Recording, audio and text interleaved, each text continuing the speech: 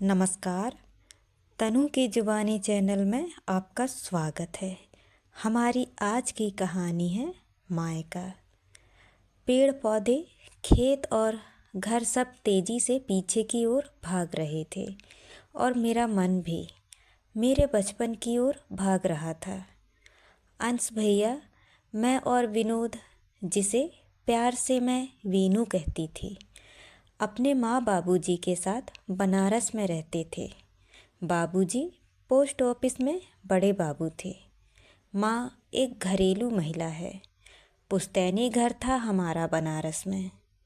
कमाई तो ज़्यादा नहीं थी बाबूजी की, लेकिन प्रेम बेहिसाब था। तीनों भाई बहन संग संग खेलते बड़े हो रहे थे। बहुत मेहनत से बाबूजी और माँ ने हम तीनों भाई बहन को पढ़ाया लिखाया था।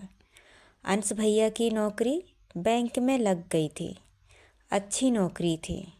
रिश्ते भी बड़े बड़े घरों से आने लगे। सब देख सुन रिया भाभी का परिवार पसंद आ गया सबको। भाभी भी देखने में बहुत सुंदर और पढ़ी लिखी थी। जल्दी शादी भी हो गई। मायका समृद्ध था भाभी का। खूब दहेज मिला। साथ में भाभी का सामान भी एक से बढ़कर एक था। इतने सुंदर सुंदर गहने, कपड़े, मेकअप का सामान देखकर मेरी आंखें फटी की फटी रह गई। मेरी उम्र भी ऐसी थी कि अपने आप ही मन आकर्षित हो जाता था। एक दिन भाभी को कमरे में ना पाकर उनकी लिपस्टिक लगाने लगी। तभी भाभी ने देख लिया और घर में हंगामा मचा दिया। खबरदार, जो मेरे सामान को हाथ भी लगाया तो।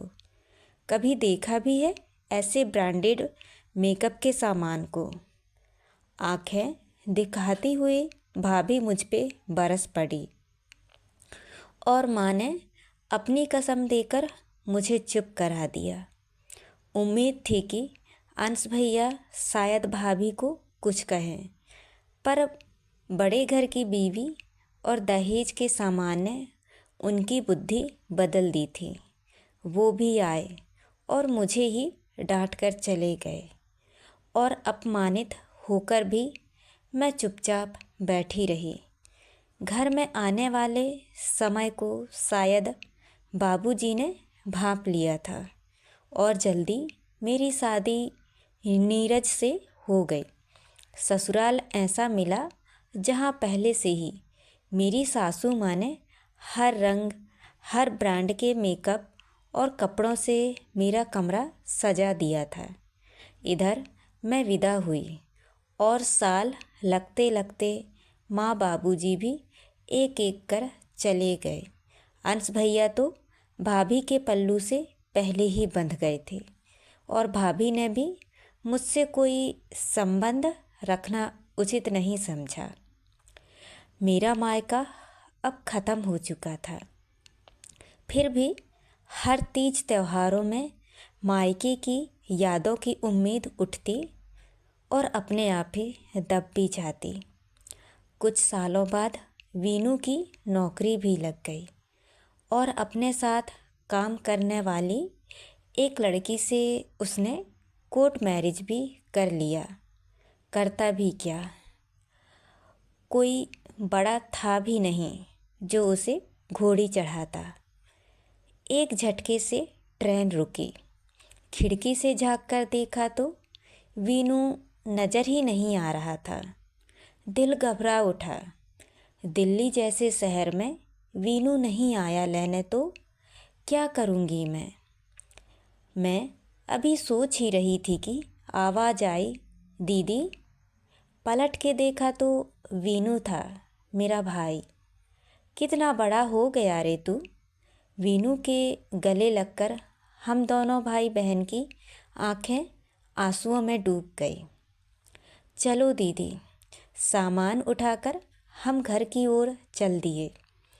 दरवाज़ा नेहा ने खोला। मेरे वीनू की पत्नी, गुलाबी सूट, बड़ी बड़ी आँखें और मुस्कुराता चेहरा। झट से मेरे पैर छूकर गले लग गई, जैसे बरसों से जानती हो। मैंने वीनू को देखा तो वो भी मुस्कुरा रहा था। सफ़र कैसा था दीदी? बढ़िया था नेहा, कोई परेशानी नहीं हुई, मैंने कहा। नहा धोकर आई तो खाना तैयार था। देखो दीदी, सब कुछ तुम्हारी पसंद का बना है आज। ये देखो, दही बड़े भी बनाए हैं। दीदी याद है, माँ बनाया करती थी और आप चुपके चुपके कितना खा जाती थी। उत्साह से वीनू बोलता जा रहा था। खाना बहुत स्वादिष्ट बना है नेहा। मेरे कहते ही नेहा का बच्चों जैसा चेहरा खिल उठा। 2 दिन रही वहाँ पर और दोनों दिन मेरे छोटे भाई भाभी ने मुझे सिर आँखों में बिठा के रखा। थोड़ा अजीब भी लगा, आदत ही नहीं थी मायके के ठाट बाट की और मायके के लाड़ लगवाने की। वापस आने वाले दिन नेहा सुंदर सी साड़ी, बिंदी, सिंदूर और एक लिफाफा लेकर आई। ये भी रख लीजिए दीदी। नहीं नहीं, इसकी क्या ज़रूरत है नेहा? क्यों नहीं दीदी? अगर माँ जी होती तो आपको देती ना, फिर भी आप मना करती क्या? ये तो आपका हक है, तो आप हक से लीजिए। अपनी छोटी भाभी के मुँह से ये सब सुनकर आंखें बरस पड़ीं। सच कहा नेहा, ये तो मेरा हक है, ज़रूर लूँगी। और दोनों ननद भाभी गले लगकर रो पड़ीं।